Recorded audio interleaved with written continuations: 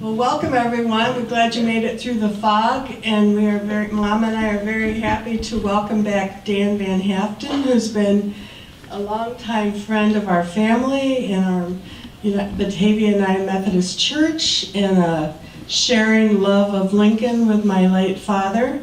And he's been prolific with writing books lately, and we're very happy for him to come and share his two latest. And when we were picking a date, Dan and his writing partner are very busy speaking all over the country, and they were at Gettysburg in November. So they are very popular with the whole Lincoln circle of scholars, and their books are highly regarded. So we're very happy, though, today for him to discuss the Gettysburg Address and the Declaration of Independence.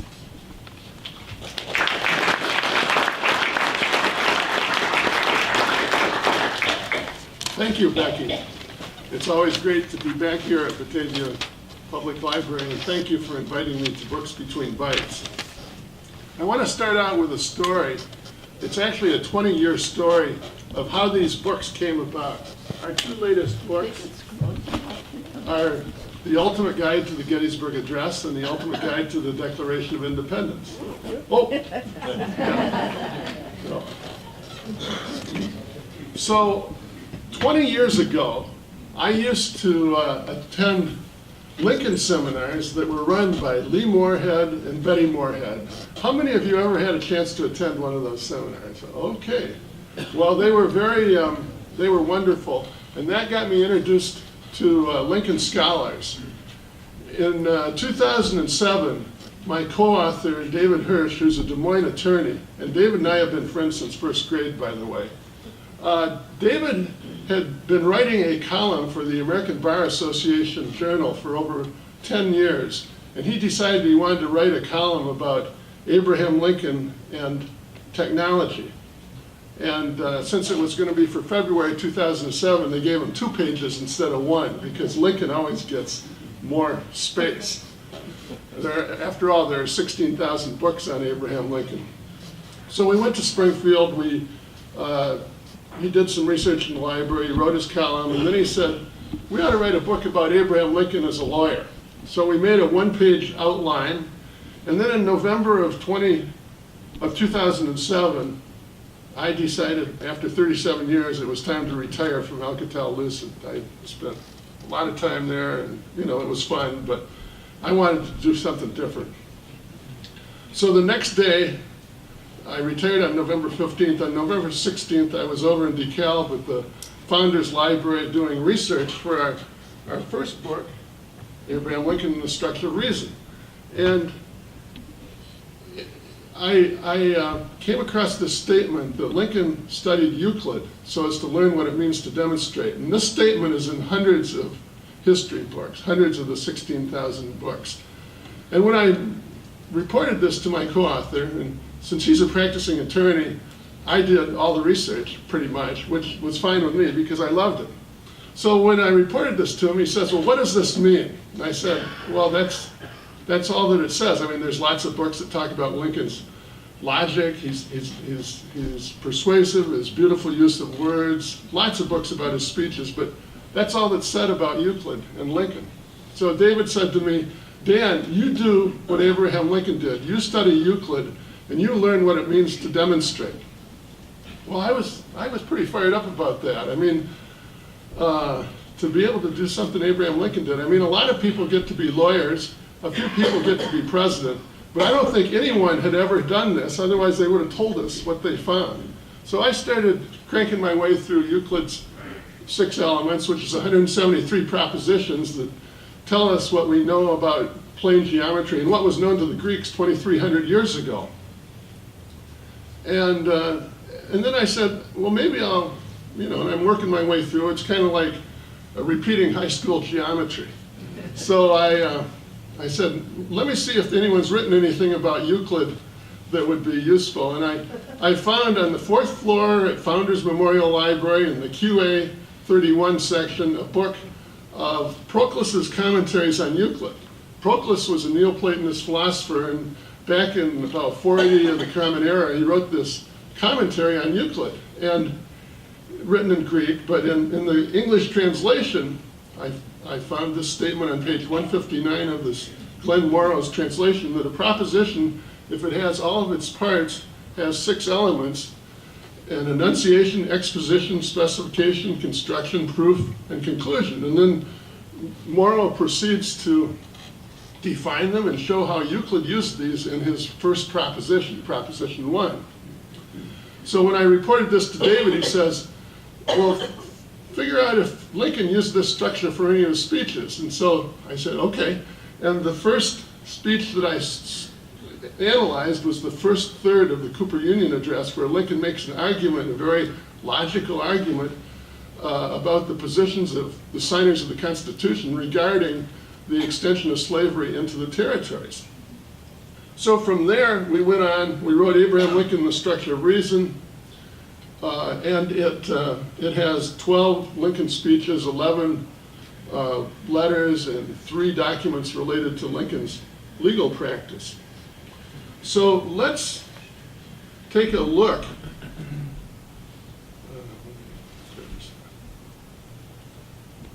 Let's take a look at what these 6 elements are. There are the elements that are in brown, and there's an enunciation with a given and a sought. And the given, exposition, and construction are factual-based elements. The sought, specification, and conclusion provide logical direction, and we will see how they are related. And the key to this structure is you don't argue until the 5th element in the proof. And the reason you don't is you want to bring your audience along and set everything up so that the audience knows your background, and then when you get to your argument, you can be more persuasive. So let's see how Euclid did this, and then we'll take a look at how Abraham Lincoln used this structure. So Proposition 1, the first element, the enunciation, the first element, states what is given and what is being sought from it. Essentially, the enunciation is kind of a statement of why are we here. You have a very basic given, a finite straight line, and the sought is to construct an equilateral triangle. So it lays the foundation for what this proposition is all about. The second element is the exposition. And the exposition takes separately what is given and prepares it in advance for the use in the investigation. Now the term investigation is very important because the investigation will lead to setting up the specification and the construction. So what Euclid says is let AB be the given finite straight line. So he starts out with just an amorphous straight line, and then he says in the exposition define the endpoints, A and B. This geometry, I hope some of you may remember this from high school, but it's not that complex, at least not Proposition 1. So the third element is the specification, and the specification takes precisely the thing that is sought and makes clear precisely what it is. So in effect, the specification answers the question, what must be demonstrated to achieve what is sought? Being more precise, the specification for Proposition 1 is, thus it is required to construct an equilateral triangle on the straight line AB. Now we get to the fourth element, the construction. And the construction adds what is lacking in the given for finding what is sought. So it's effectively, the construction answers the question, how do the facts, or in this case, what's going to be constructed, lead to what is sought? And in the construction, and this is where I'm going to use some gestures, some sweeping gestures, okay? You have this line AB, and you draw 2 circles, one around B and one around A, and they intersect up here at this point C. And then you draw the line from A to C and from B to C. Now, you haven't done anything argumentative yet, but you've effectively constructed an equilateral triangle. So now you get to the fifth element, the proof. And the proof draws the proposed inference by reasoning scientifically from the propositions that have been admitted. Now, this is a geometric definition that Proclus provides. And the proof makes the argument that the three sides of this triangle are equal. And I won't go through the details, but that's essentially what it does. So in the proof, you've essentially proven the proposed inference. And the proposed inference is the specification. It's really the hypothesis that you've stated. And this leads to the conclusion. When the conclusion reverts to the enunciation confirming what has been proved. Therefore, the triangle ABC is equilateral, and it has been constructed on a given finite straight line AB, being what it was required to do. So let's take a look now at how Abraham Lincoln used this structure in the Gettysburg Address.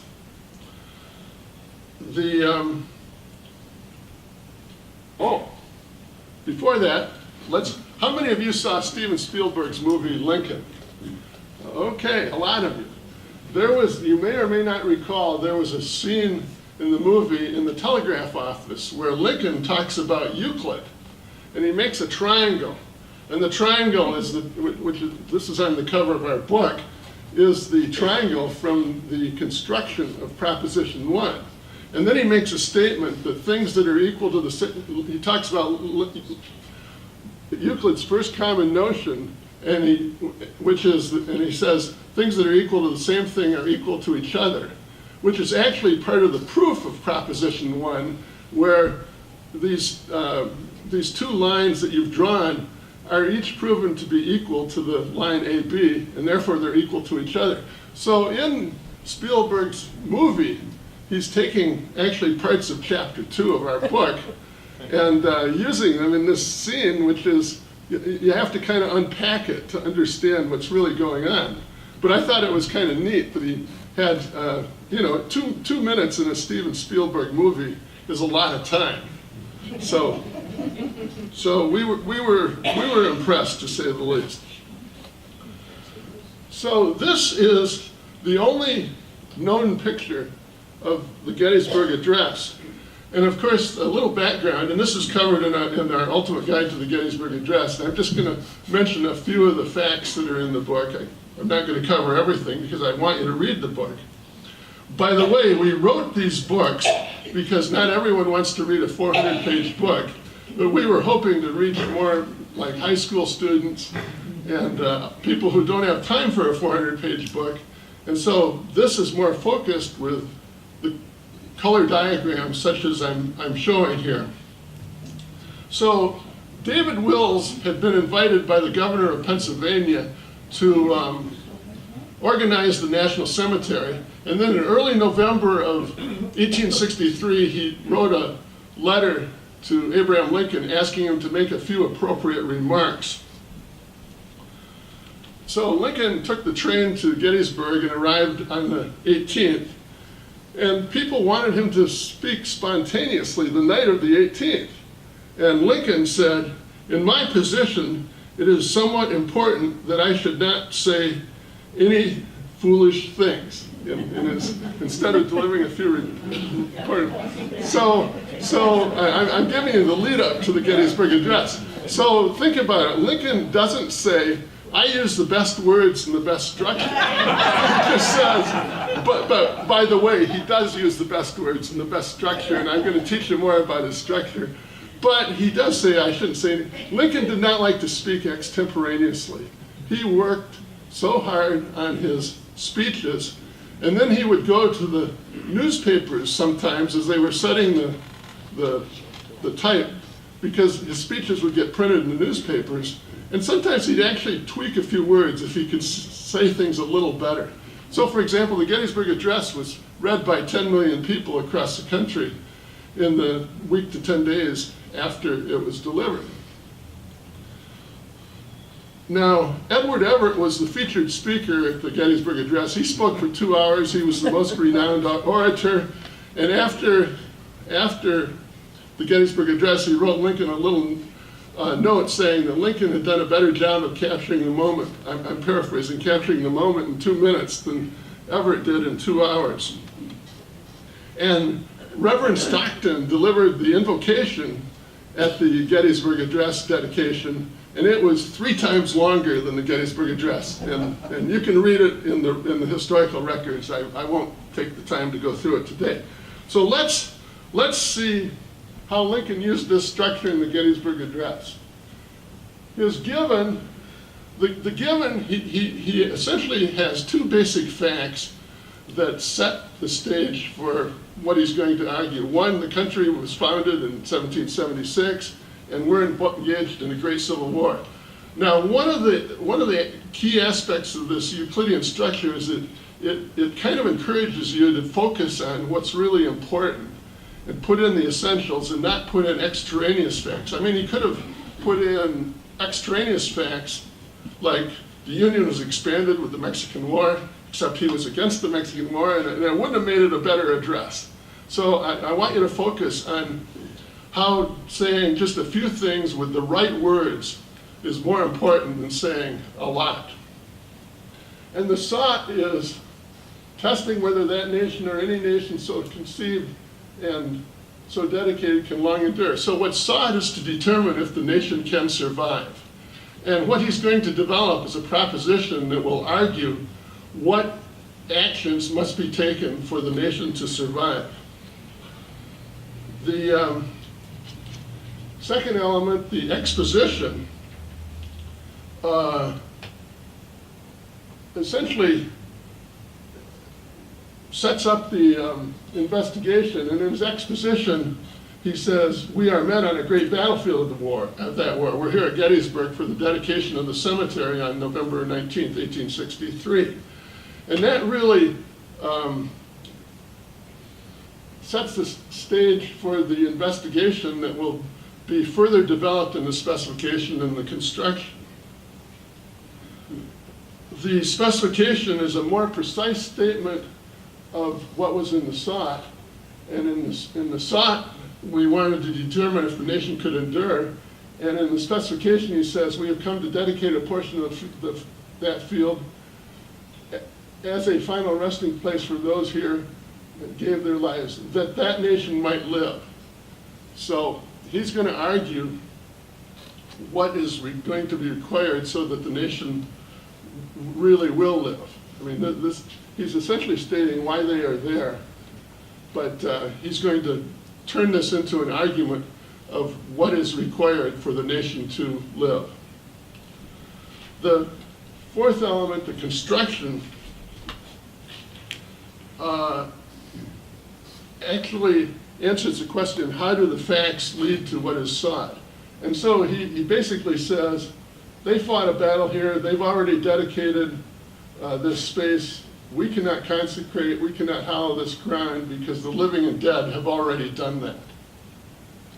And then he not so accurately says, the world will little note nor longer remember what we say here. And eyewitnesses report that he got a little emotional when he says, but it can never forget what they did here. So the proof answers the question, how do the admitted truths confirm the proposed inference?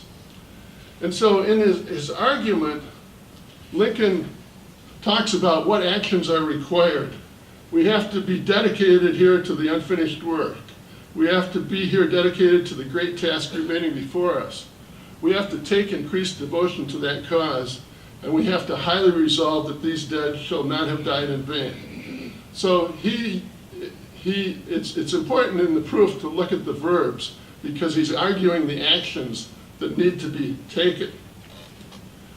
So the conclusion answers the question, what was proved?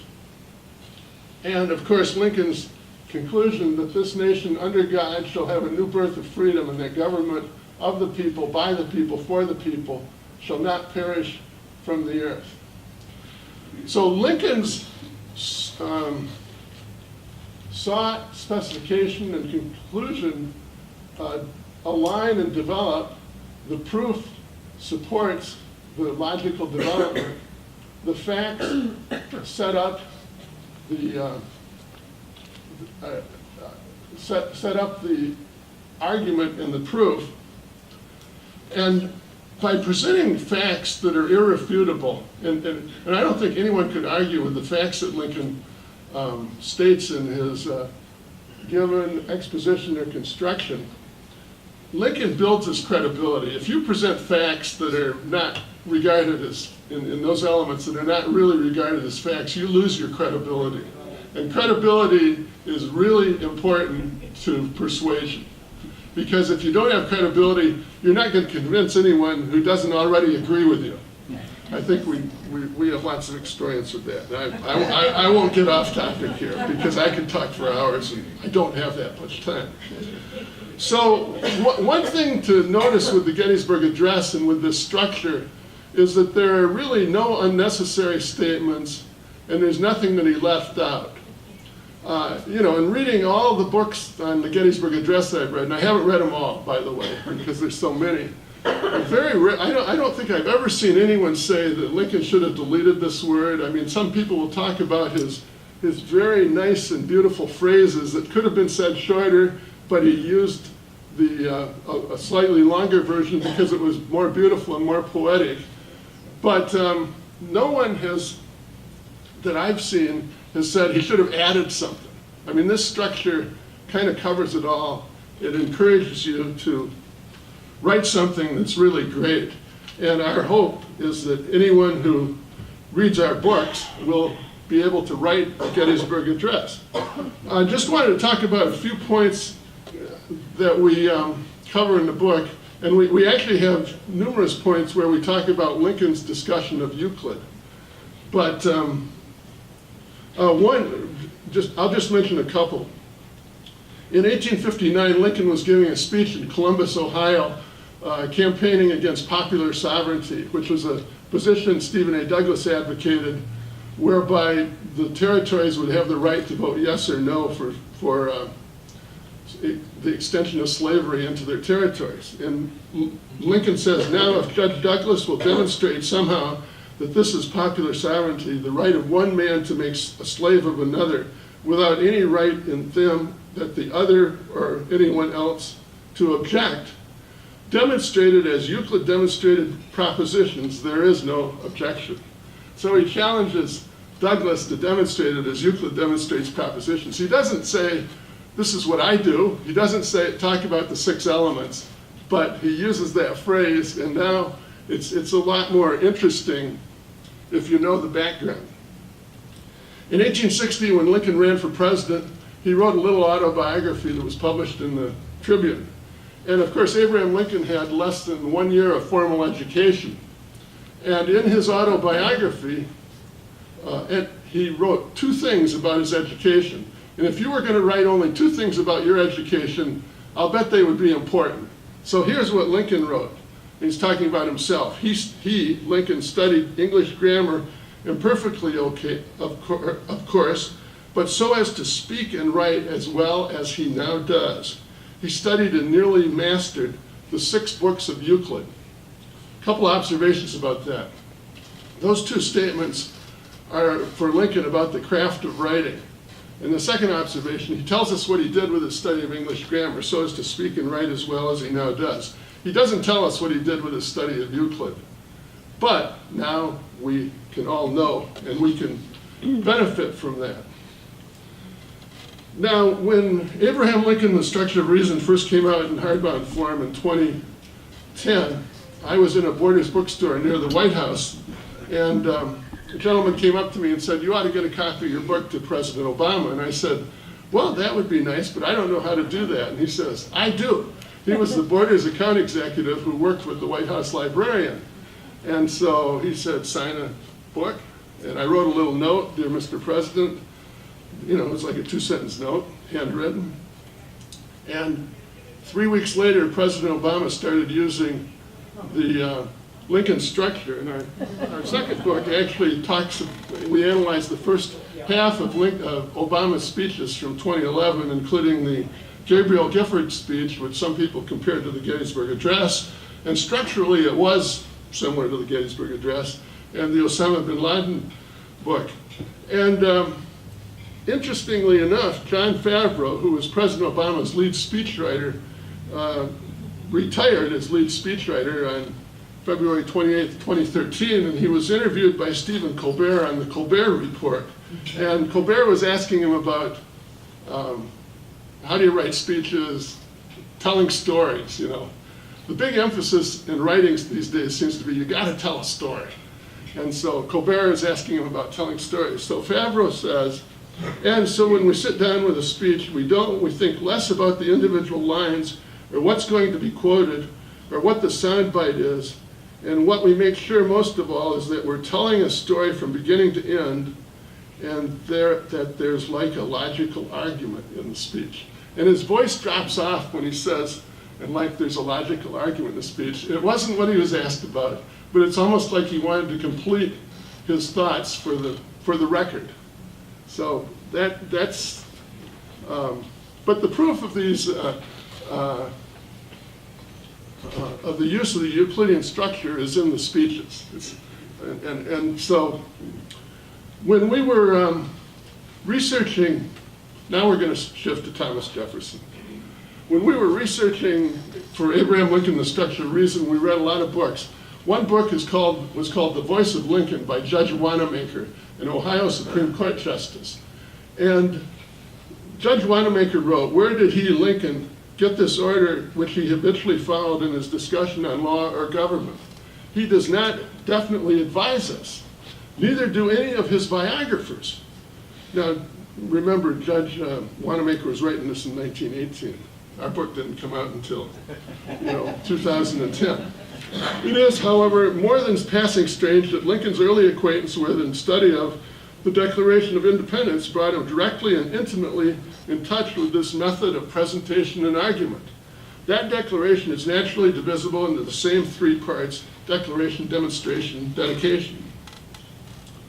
Well, Judge Wanamaker was correct that Lincoln was a keen fan of the Declaration of Independence and Thomas Jefferson, but he was wrong about the Declaration being divided into three parts. It's divided into 6 parts, and we're going to see that. Now, this is John Trumbull's painting, which is a 12 by 18 foot painting that hangs in the U.S. Capitol. And this is the committee of 5 that was selected to draw up the Declaration. And two of the 5 that I want to focus on are John Adams and Thomas Jefferson. On August 6, 1822, 46 years after the Declaration. Now remember, this is 46 years. People's memories can get a little fuzzy, and perhaps they can get a little creative. So John Adams wrote a letter to former U.S. Senator Timothy Pickering from Massachusetts, and it's about the background on the Declaration of Independence, how it got to be written. And Adams reports this dialogue between Jefferson and Adams, and he says, Jefferson proposed to me to make the draft, old-fashioned word for the draft of the Declaration. Adams said, I will not. Jefferson, you should do it. Adams, oh no. Jefferson, why will you not? You ought to do it. Adams, I will not. Jefferson, why? Adams, reason enough. Well, at this point, and this is my editorial comment, it sounds like a couple of kids arguing, but this is Adams and Jefferson through Adams' recollection, okay? And then Jefferson said, what can be your reasons? Reason first. Adams responded, reason first, you are a Virginian, and a Virginian ought to appear at the head of this business. Reason second, I am obnoxious, suspected, and unpopular. You are very much otherwise. Reason third, you can write 10 times better than I can. Jefferson then said, well, if you are decided, I will do as well as I can. And Adams said, very well, then when you have drawn it up, we will have a meeting. So Thomas Jefferson used this structure for the Declaration of Independence. And let's take a look at how this worked. The given has the enunciation has a given and a suht, and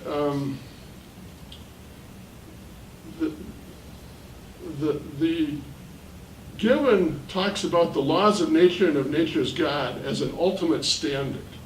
So the given can have basic facts, it can also have basic axioms that you adhere to. And once you state your axioms, you know, that's like rock solid, and you go from there. So Jefferson in his given, instead of stating basic facts like Lincoln did, you know, in the Gettysburg Address, he's stating basic axioms, and that's okay. I mean, that's something that you can do. And the suht is a relatively neutral statement of the general issue. But in this case, it just says they should declare the causes which impel them to separation. So that's what's sought in this Declaration of Independence. The exposition talks about, you know, the given talked about the laws of nature and of nature's God as an ultimate standard. And the exposition builds on this, talks about life, liberty, and the pursuit of government, and then, or pursuit of happiness. And that to secure these governments are instituted among men, deriving just powers from the consent of the government. That whenever any form of government becomes destructive of these ends, it is the right of the people to alter or abolish it. Now, Jefferson's exposition is basically taken from the Virginia Declaration of Rights that was written by George Mason. So Jefferson did appropriate reuse, and I mean that was fine. He only had 4 days to write this thing. So now we move on to the specification. And the specification is a more precise statement and of the suht. In the suht, we talked about declaring the causes which impel them to the separation. And in the specification, he basically says, now is the time to separate. Separate now. And such is now the necessity which constrains them to alter their former systems of government. So now we get to Jefferson's famous construction. And the construction answers the question, how do the facts lead to what is sought? And Jefferson uses these words in the construction. To prove this, let facts be submitted to a candid world. A classic construction, and very infrequently do you find such an explicit statement of what a construction does, but Jefferson did this in the Declaration. And of course, the facts that he submitted were a list of more than 20 complaints against King George. And Jefferson was a little bit miffed because the Continental Congress cut out some of this, and I don't have time to go into all that, but anytime anyone edited anything Jefferson wrote, he considered it a mutilation, whether it was or wasn't. I mean, he had long sentences, but he blamed slavery on King George. Well, there were a lot of people at fault for slavery, and you know, so he was. The Continental Congress didn't want to talk about slavery. That was part of the founding of this country. They didn't want to talk about slavery because it was such a divisive issue at that time. So now we get to the proof. And the proof, Jefferson argues what we have done that hasn't worked.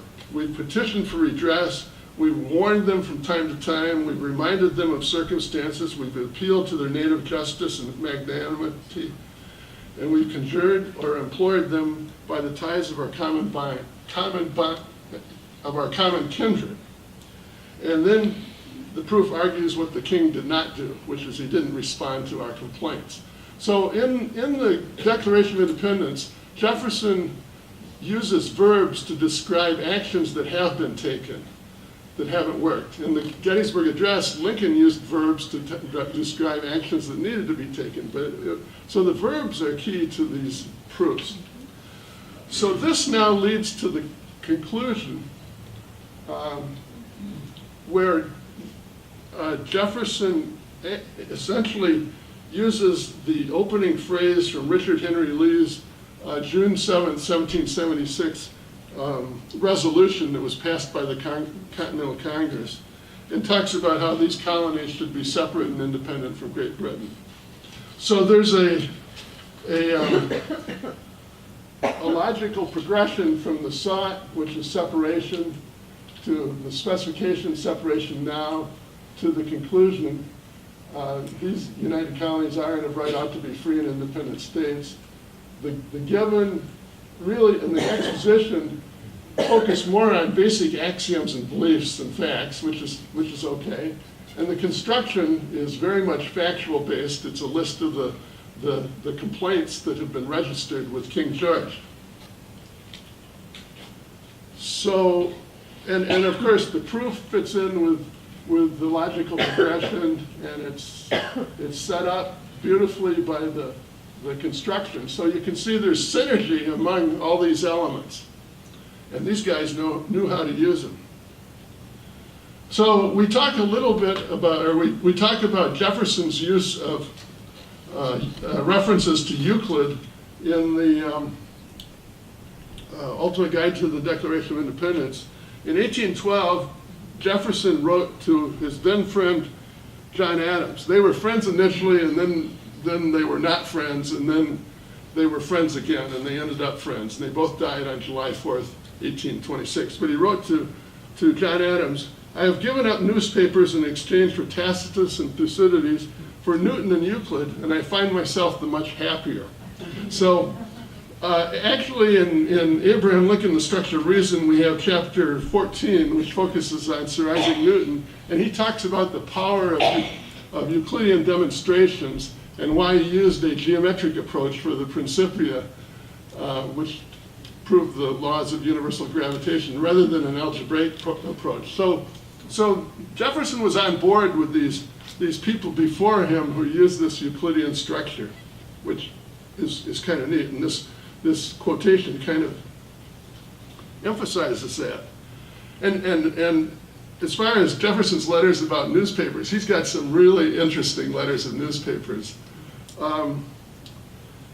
It turns out that my co-author and I, over the last 4 or 5 years, have read the 19,000 letters of Thomas Jefferson and found over 700 instances where Jefferson made arguments according to the 6 elements of a proposition.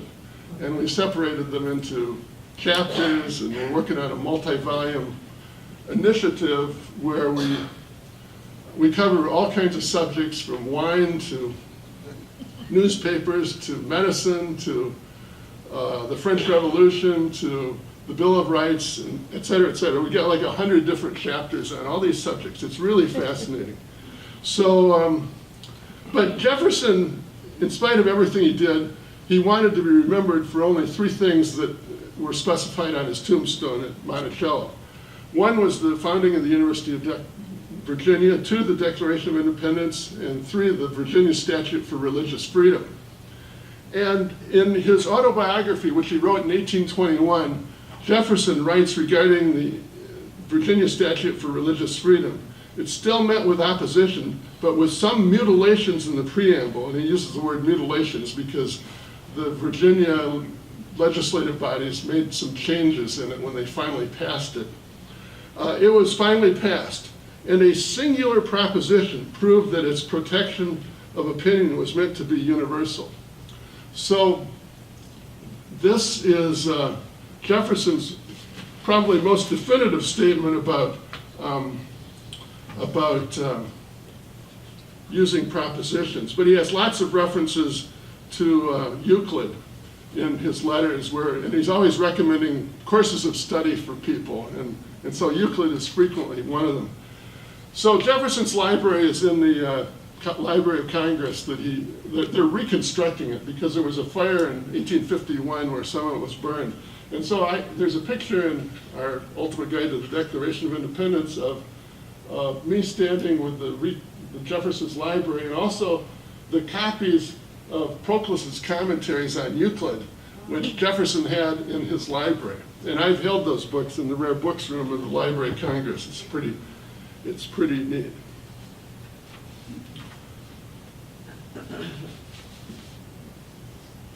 So this Euclidean structure is a system that was used by Euclid, Newton, Jefferson, Lincoln, and more recently, and still to this day, President Obama.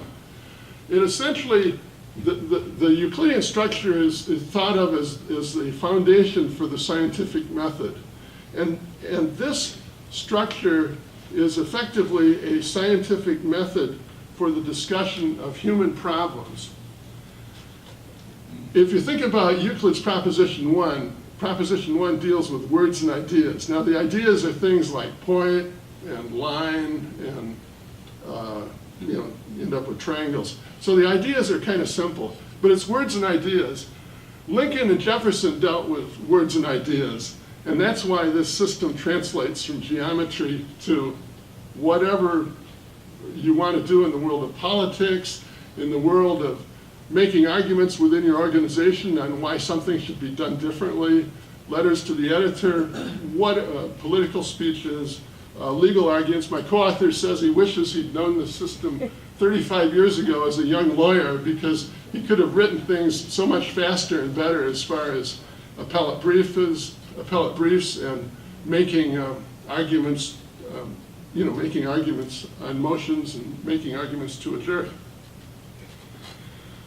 One of the things that we're working on, in addition to a multi-volume work on Thomas Jefferson, is a workbook which draws on some of the writings of Jefferson and Lincoln to take them apart and illustrate principles of good writing that can be used with this structure. So it's been a several-year project to work on to get this workbook together, and we're still there. But we want to target the workbook for high school seniors and above. Now, Abraham Lincoln, I need to conclude here, so I will. This is going to be fast. Abraham Lincoln was so good with this system that he could even say goodbye in a Euclidean manner. And so I'm saying goodbye here. So he gave a farewell address in Springfield before he got on the train to go to Washington to be inaugurated as our 16th president. The given essentially is that he's sad, and the suht is parting, to say farewell. The exposition expands, it sets up the investigation, but it also, in this case, expands on the given. Given he's sad, he gives 3 reasons why he was sad. Now we get to the specification, which is a more precise statement of the farewell that's going to occur. He goes from just sort of a plain generic farewell to a uncertain farewell.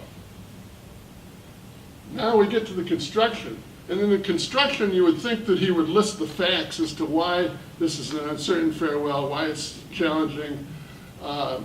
States are seceding, other states are threatening to secede. There's these incidents going on in Fort Sumter. So there's a lot of facts he could have listed. But he doesn't have to do that, because his audience reads newspapers. They know the facts. So this is an example of how you can be creative within this structure. He says very artfully, with a task before me greater than that which rested upon Washington. So that's his construction, and it's a very neat and word-wise economical construction. And then he gets to his proof, where he makes his argument on what's required for a successful journey. Without the assistance of that divine being, whoever attended him, I cannot succeed. With that assistance, I cannot fail. Trusting in him who can go with me and remain with you and be everywhere for good, let us confidently hope that all will yet be well. Now we get to the conclusion. To his care commending you, as I hope in your prayers you will commend me, I bid you an affectionate farewell. So he kind of builds on the argument and the proof of needing divine assistance, and then he goes from the general farewell of the suht to the uncertain farewell of the specification to the affectionate farewell in the conclusion. Now, Abraham Lincoln then got on the train, went to Washington, was inaugurated as our 16th president, went on to give his famous speeches, the first and second inaugural, and the Gettysburg Address. You all know what they said, and now you know how they were structured. Thank you.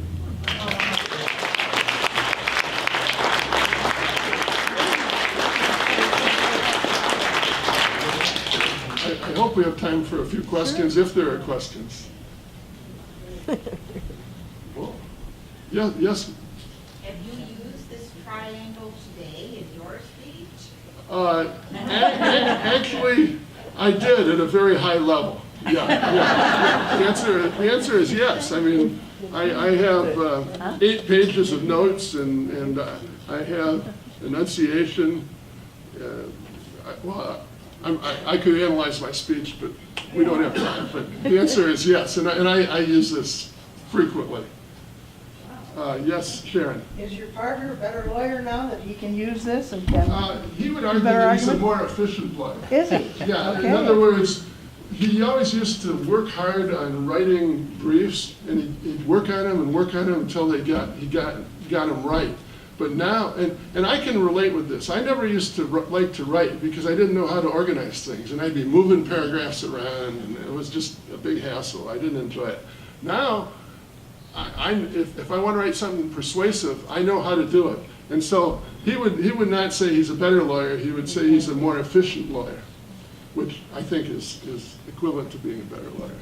Yes. So, excuse me, you said you were preparing the book to perhaps be used at the high school level? Yeah, that's the workbook. Yes. Okay, I think it's very much needed.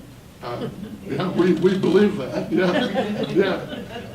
I mean, we want to raise the level of discourse to a more civil and logical level, whether it be within an organization, within a country, whatever. Yeah, thank you. I agree with you. Yeah, thanks for the comment. Yes, Scott. Can you explain your recent connection now, educationally speaking, with Michigan State University? Oh, well, okay. I wouldn't have talked about this if you didn't ask, but since you asked, I guess I have to talk about it. I'm a graduate of Michigan State University, and unrelated, but not also unrelated to the issues going on with Michigan State University, I gave an endowed professorship to Michigan State University to the math department to have an endowed professor to honor my parents in deductive literacy.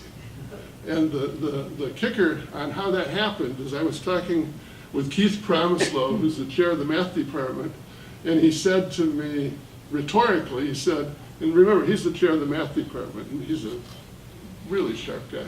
And he said, speaking about the non-math majors who are freshmen at Michigan State, he says, is it more important that they know how to solve algebraic equations, or is it more important that they know how to think and speak logically? And then he answered his question. It's more important that they know how to think and speak logically. And as soon as he said that, I said, I'm hitting the button. And it was a big button, but, okay. There was yes, sir. There are specific steps that I understand as you go through from the enunciation to conclusion. Right. What about the receiver The- of the particular train of thought? If they're not speaking the same language, so to speak? Well, let me answer that. Everyone thinks the Gettysburg Address is a fantastic speech. Everyone thinks that the Declaration of Independence is pretty neat. Everyone thinks that Abraham Lincoln was a great communicator. Everyone thinks that Thomas Jefferson was possibly our best writer as a president. So the receiver is going to perceive that something good is coming at them. They will not deduce these elements because, think about it, for 150 years, 16,000 books were written about Abraham Lincoln, and all people could say is Lincoln was logical, he was persuasive, he had a good way with words. So, no. but the audience will appreciate, I think, the better quality product. And your goal as a speaker should be to be civil and to be persuasive. Now, I'm just going to go for 30 seconds on this. We read about Aristotle's rhetoric, and I've read all the books on rhetoric that are out there historically. And so as I was doing research for Abraham Lincoln, The Structure of Reason, I'd report on these to my co-author. And remember, my co-author is a trial lawyer, among other things. And I'm telling him about Aristotle's rhetoric. And he says, and it's all these techniques to appear to be more convincing, more persuasive. And by the way, I'm a member of Toastmasters and was president of the year for District 54, and I love Toastmasters. But and a lot of the techniques in teaching Toastmasters are the same as what's in Aristotle's rhetoric. But David says to me after I tell him what's going on there, he says, this Aristotle's rhetoric is nothing but a handbook on how to lie. Because essentially what the Euclidean structure does is it focuses on the content. It's not how you deliver it. It's not do you develop an emotional link. Now you can develop an emotional link with your ideas and your words, but it's the ideas and it's the words and it's how they're organized. Other, yes, sir. Oh. Yeah. Would you do me a favor? Yes. I have a copy of a letter to the editor that I wrote, Yeah. and I put my name and number and email on the bottom. Would you read it sometime and critique it? I'd be happy to. Yeah. Talk to me afterwards, Okay. and I'd be happy to. Yeah. Yeah. And hopefully someday you'll buy our workbook, and then you can critique it yourself. But in the time being, I'd be happy to.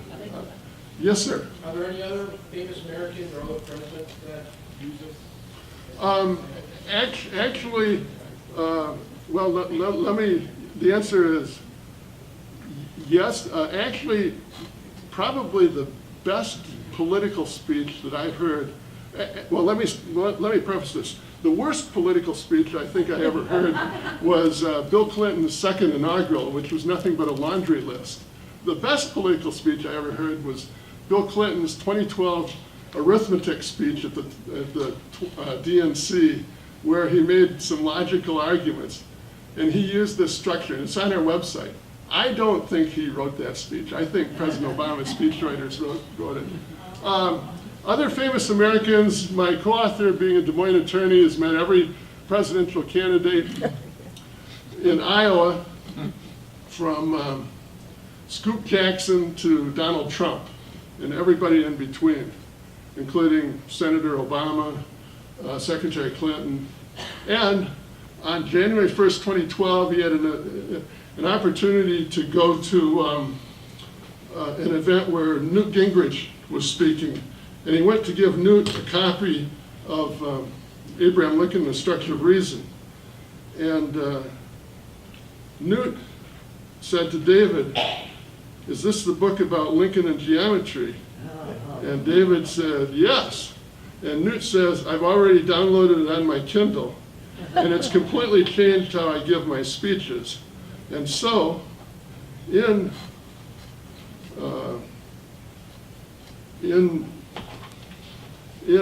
Abraham Lincoln, The Structure of Reason, we have a couple pages about other Americans who have used this. And we talk about Newt, and we talk about President Obama, and we talk about Jefferson. So here's, in our book, there's a picture of my co-author and Newt in the deli out there in Des Moines in 2012. So the two others that I would mention are Bill Clinton, but I don't know that he wrote the speech, and Newt says it's completely changed how he gives his speeches. Yes, George? Did President Obama acknowledge receiving the book? No, never heard anything. The only thing we ever saw was Favreau's comment, and we think we know how to interpret it. Yes, sir? You would probably agree with the statement that what Lincoln wrote and what Jefferson wrote were their words, with little editorializing from the Committee of Five. And Lincoln was in Right. the bedroom the night before, had his fever and wasn't feeling well. Right. There was nobody there editing. In a modern world in which we live in, with all of the technology that's available to the speechwriters, I just find it very suspect when the president says, I gave this speech, or I said these things, when clearly you go back into the process that they go through with their speechwriters and all the other people who vet it before it even comes out of the president's words, out of his mouth. It become words that are heard by Americans, people all over the world. You just have to, it's remarkable. Yeah. How they, in their minds, were able to do what they did Well, without any help. Well, a couple real brief comments. The modern presidents, and I've studied President Obama's speeches, modern presidents are giving like 3 speeches a day frequently, which is, you know, if they had to write their own speeches, they wouldn't have time to do anything else. So Lincoln didn't, you know, Lincoln might give a speech every 2 months. He worked for 2 months on the second inaugural, for example. He probably worked for 3 or 4 days on the Gettysburg Address. The only speech that we know of that Lincoln got help on was his first inaugural, where Seward made some, Lincoln gave a draft to Seward, and then we have a copy of the comments that Seward made on the conclusion, which made it a better speech. And then we have the comments of what Jefferson, or what Lincoln did with Seward's comments, which made it even better. But that's the only instance that I know of where someone helped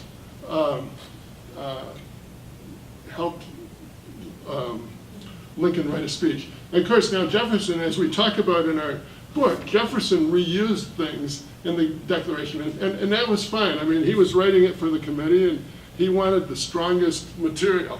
So if it existed, he used it. But other than that, when he's writing his 19,000 letters, it's all Jefferson, you know. I mean, he'd spend 3 hours a day on his correspondence and constantly complaining about, you know, he didn't have time to read because he'd get like 2,000 letters a year. It was incredible. Yes? There are many examples, too, of presidents and other great people who insert brilliant lines into pre-written speeches. I think of Reagan and Mr. Gorbachev, tear down that wall, or this wall, whatever it was. But a great speaker can sometimes summarize his own thoughts with an insertion that has not been pre-written. Other questions? Well, as you see, I do enjoy speaking, so if you know groups that would like to hear from me, I like to talk about these things. And I do have books here for sale that are signed by, well, if you buy it, it'll be signed by both authors because they're already signed by my co-author. Thank you.